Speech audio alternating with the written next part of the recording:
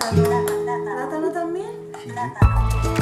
El projecte Comunica't, no parlar no significa no tenir res a dir, neix de la necessitat de que hi ha nens que no poden parlar o que la seva parla no és efectiva. Estem parlant d'un nombre de pacients molt variats en el qual no hi ha una llista, no hi ha un conjunt de patologies que ens indiquin que aquest pacient no pot parlar. Parlem de nens que poden tenir condicions genètiques, com el síndrome d'Angelman, de Rett, síndromes de Downs, nens que tenen trastorns del desenvolupament, com ara nens amb trastorn de l'espectre autista, però també hi ha nens que han adquirit la parla en algun moment de la seva vida, però per algun motiu de salut, com un traumatisme, un tumor, alguna cirurgia, en aquest moment no poden comunicar-se oralment, no poden parlar. Per tant, el que pretén aquest projecte és posar-hi veu, donar-los sistemes perquè puguin comunicar-se de manera efectiva. Hola. Hola.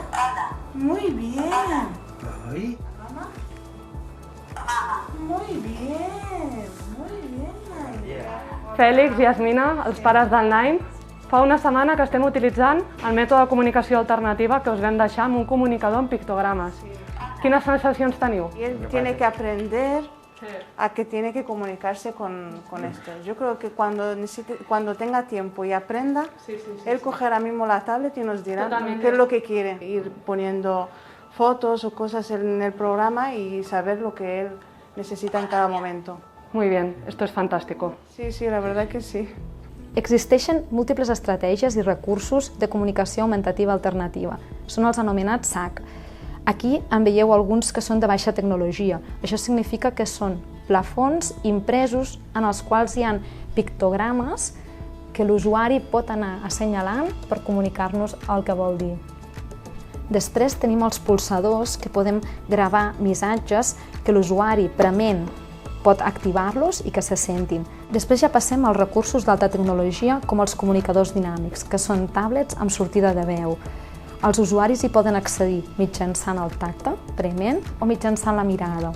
Els objectius del projecte Comunica't són identificar i quantificar el nombre de nens i nenes que presenten problemes de comunicació oral, valorar l'impacte dels problemes de comunicació en termes de seguretat, complicacions i durada de l'estança hospitalària, implementar de la forma més precoç possible recursos i estratègies de comunicació augmentativa alternativa amb tots els nens que ho necessitin i garantir que aquells nens que ja utilitzen mètodes de comunicació augmentativa alternativa, quan vinguin a l'hospital, tots els professionals que els atenem puguem comunicar-los de la millor manera possible amb ells.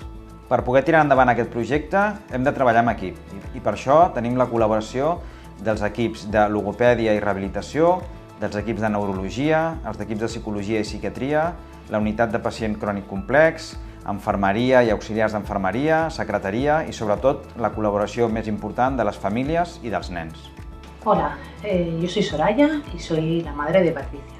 Patricia tiene 8 años y tiene síndrome de Rett. Llevamos 1 año y medio aproximadamente utilizando un comunicador como tal, un comunicador dinámico, y desde entonces, pues bueno,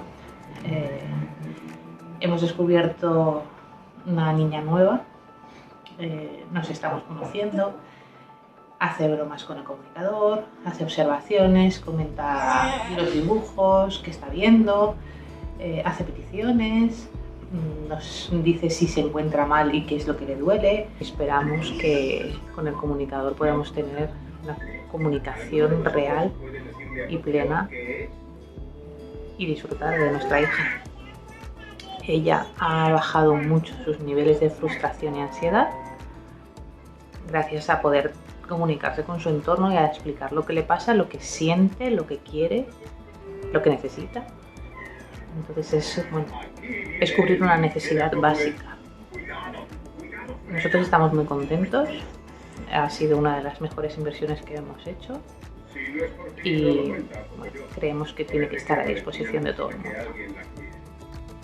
Igual que tots tenim clar que una persona que té un problema de mobilitat necessita utilitzar, per exemple, unes crosses o una cadira de rodes, les persones que tenen problemes de comunicació oral necessiten utilitzar recursos i estratègies de comunicació augmentativa alternativa. Per poder fer créixer aquest projecte necessitem la teva ajuda. Col·labora amb el projecte Comunica't. Perquè, recorda, no parlar no significa no tenir res a dir.